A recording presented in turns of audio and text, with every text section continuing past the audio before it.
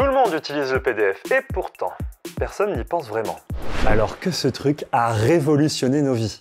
Mes grands-parents ne savent pas acheter sur internet, mais ils savent envoyer des PDF. Mais alors, comment expliquer que tout le monde utilise encore ce format aujourd'hui? Déjà, il y a un aspect pratique. Quand les humains ont commencé à vouloir communiquer des documents entre eux, les moyens pour y parvenir étaient laborieux. Par exemple, dans la Rome antique, si on n'avait pas une thune pour du papyrus, on écrivait des trucs sur des tablettes de bois enduites de cire et on les faisait transporter au destinataire. Méthode probablement très efficace mais infiniment relou. Alors qu'aujourd'hui, on prend un document, on clique sur Enregistrer sous, on choisit PDF, on glisse le tout dans un mail et paf! Après, faut être honnête, on l'utilise tous, mais on lui râle aussi pas mal dessus. Et croyez bien qu'Adobe, son créateur, en est conscient. Et grâce à l'IA, ils veulent changer cette réputation pour toujours.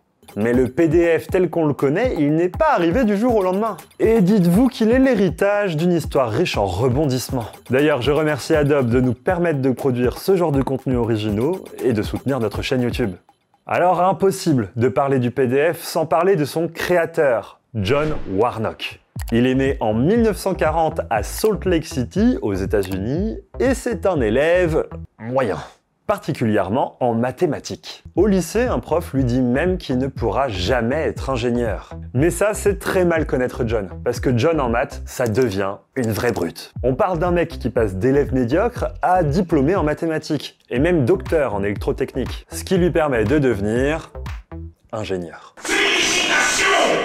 Très gros chais à son prof donc. Bon, une fois diplômé, il entame sa carrière dans une entreprise spécialisée dans les photocopieurs et les imprimantes. Et ce qu'il faut savoir, c'est que les imprimantes, dans les années 80, il n'y en a pas beaucoup. Déjà, ça coûte extrêmement cher et qu'à paramétrer, c'est la définition même de l'enfer. Oubliez les belles photos, les couleurs, les mèmes, le comique sans MS. L'impression dans les années 80, c'est du noir et blanc. Peut-être quelques caractères spéciaux, et si on cale un bout d'image, c'est qu'on est hyper audacieux. Bref, John fait son bonhomme de chemin et se lie d'amitié avec un collègue, Charles Geschke. Tous les deux, ils se rendent bien compte que l'impression, c'est une tannée, et que le résultat est toujours décevant. Alors conscient des limites techniques de l'impression, Charles et lui commencent à chercher une solution. Et c'est dans le logiciel qu'ils vont la trouver.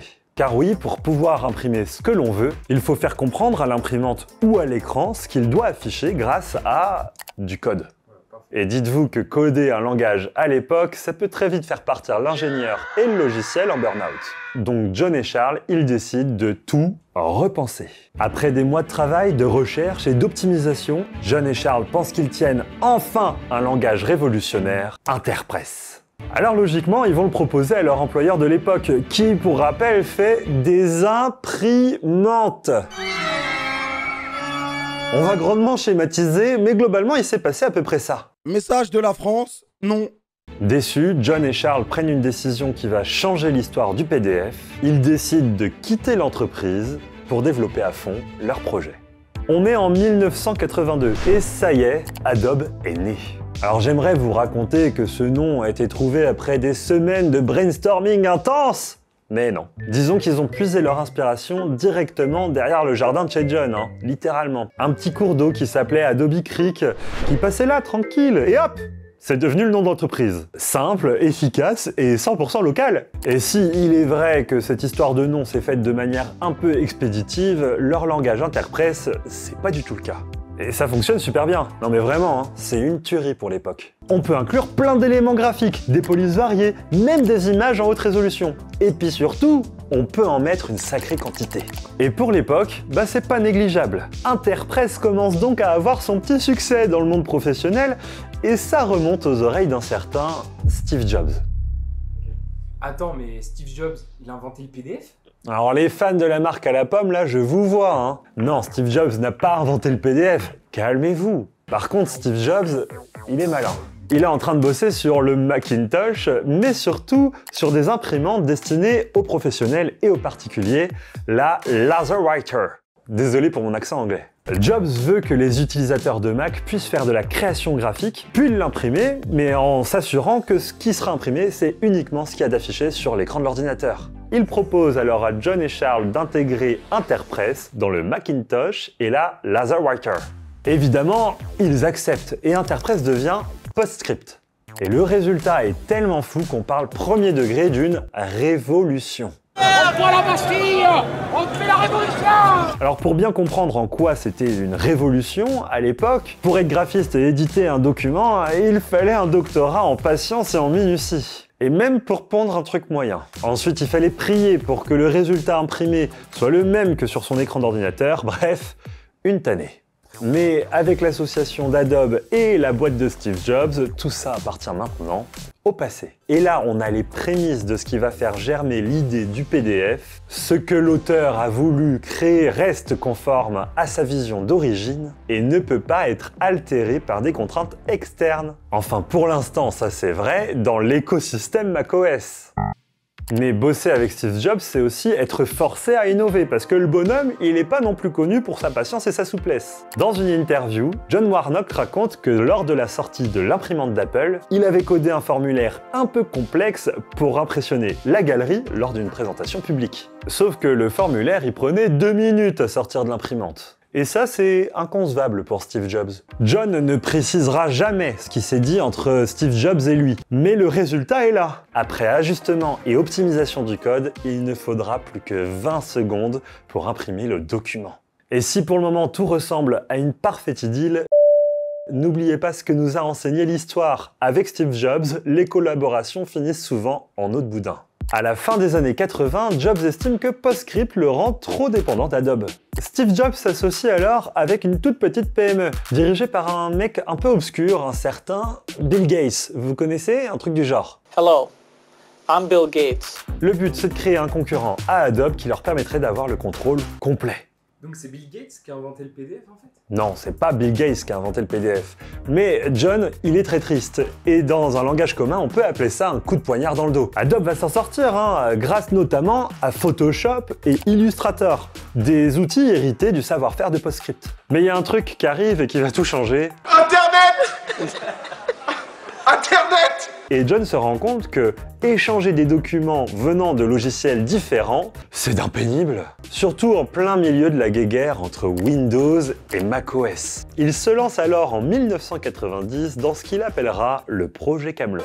Le but est simple, produire un format universel qui regroupe le texte, les polices, les images, les éléments graphiques et la mise en page dans un fichier unique. Mais surtout un fichier universel qui peut être lu peu importe son ordinateur, peu importe son imprimante. Et après 3 ans de travail acharné sur le projet Camelot, le Portable Document Format PDF est né. Technologiquement, c'est incroyable. Mais commercialement, disons que ça aurait pu mieux marcher. Eh oui, parce que pour lire ou créer un PDF, il fallait absolument utiliser le logiciel propriétaire Acrobat Reader. Et qui dit logiciel propriétaire dit démocratisation difficile. D'ailleurs, le logiciel est utilisé par si peu de personnes que même les actionnaires d'Adobe veulent arrêter tout investissement sur ce projet. L'histoire ne le dit pas comment, mais John va réussir à persuader le board d'Adobe de tenter un coup de poker. Rendre la lecture du format PDF via Acrobat Reader entièrement gratuite. Et là, repaf, ça explose. Les 15 années qui suivent vont confirmer l'adoption massive du PDF à travers le monde. En 2008, le PDF est si populaire qu'Adobe prend la décision d'ouvrir le format à tous. Et ce, quel que soit le logiciel, le matériel ou le système d'exploitation de l'utilisateur. En revanche, le PDF, tel qu'on connaît ensemble aujourd'hui, se traîne la réputation d'être un format rigide, manquant un peu de flexibilité. Et franchement, particulièrement à ses débuts, c'était loin d'être injustifié. Même aujourd'hui, je suis sûr que certains d'entre vous, quand ils doivent signer un document qui leur est envoyé en PDF, ils l'impriment, le signent à la main, le rescannent pour le renvoyer par mail sous forme de PDF. C'est un enfer. Le pire, c'est que en vrai, ça fait depuis longtemps qu'on peut modifier un PDF. Mais on va pas se mentir, pour maîtriser les outils de modification, fallait passer beaucoup de temps dans les menus du logiciel. Résultat, très peu de gens savaient utiliser ces options. Et donc Adobe a remis à plat un tas de choses, rendant son format plus sécurisé et plus flexible, notamment grâce à son logiciel Acrobat Reader. Modifier un PDF, c'est possible en quelques clics. Modifier un document scanné comme un PDF, c'est totalement possible aussi. Et pour la sécurité, vous avez toujours la possibilité de verrouiller la modification, ou bien d'avoir accès à l'historique de modification, lecture ou commentaires laissés à l'intérieur du document. Mais Acrobat Reader n'est pas qu'un logiciel pour lire et modifier des PDF. Depuis son lancement en début d'année, l'assistant IA offre de nombreuses fonctionnalités supplémentaires. Tenez, par exemple, vous lisez absolument toutes les lignes dans les contrats que vous pouvez recevoir. Je sais que non, ne me mentez pas. Et j'ai des preuves, hein. D'après une étude menée par Adobe, 1 personne sur 2 reconnaît avoir signé un contrat sans avoir pris connaissance de tous les termes. À titre personnel, c'est environ 100% du temps. Sauf si on me demande des sous. Là, bizarrement, je lis. Donc pour éviter de passer à côté des petites lignes, une simple demande permet maintenant à l'assistant IA de trouver des incohérences ou des points de friction dans un contrat ou des CGV. Ainsi, vous pouvez, entre autres, avoir les tenants et aboutissants de ce à quoi vous allez consentir. Donc on peut signer un document en sécurité sans avoir à poser une journée de congé? Oui. Acrobat vous permet de visualiser tous les champs de signature intégrés au document, et donc de choisir de signer, de déléguer la signature, ou même de refuser si le document ne vous semble pas conforme. Modifier le texte, sa mise en page, signer, tout ça c'est bien sympa, mais l'assistant va encore plus loin. Maintenant vous pouvez générer ou modifier une image grâce à l'intelligence artificielle. Rédigez votre demande, et l'assistant se chargera du reste. Alors, c'est qui est rigide ? Maintenant, je vais vous parler de ma fonction préférée, qui m'a d'ailleurs beaucoup aidé pour préparer cette vidéo, résumer en PDF. John, il n'a pas donné énormément d'interviews, mais il en existe une qui date de 2018 où il donne énormément d'informations. Elle est retranscrite dans un PDF de 100 pages. Pour préparer cette vidéo, il me paraissait essentiel d'en prendre connaissance. Et j'ai donc demandé à l'assistant IA d'Acrobat de me résumer tout ça. Il m'en a sorti les points clés en quelques secondes, ce qui m'a énormément aidé à appréhender la vision de John.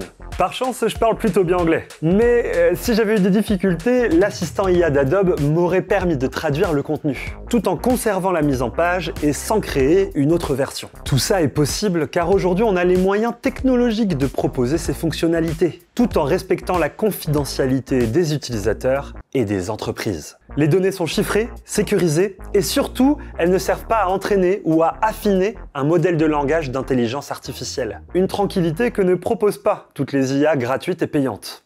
Finalement, le PDF est bien plus qu'un simple format de document. C'est l'histoire d'un gars qui n'a pas lâché sa vision de ce à quoi doit servir le progrès. Une vision à laquelle Adobe est toujours fidèle, même après que John ait pris sa retraite. On estime que depuis la création du format, il y a quand même eu 3000 milliards de documents PDF générés dans le monde. Ça représente environ 375 fois la population mondiale. Pas mal, hein, pour un gars qui ne devait jamais devenir ingénieur, non?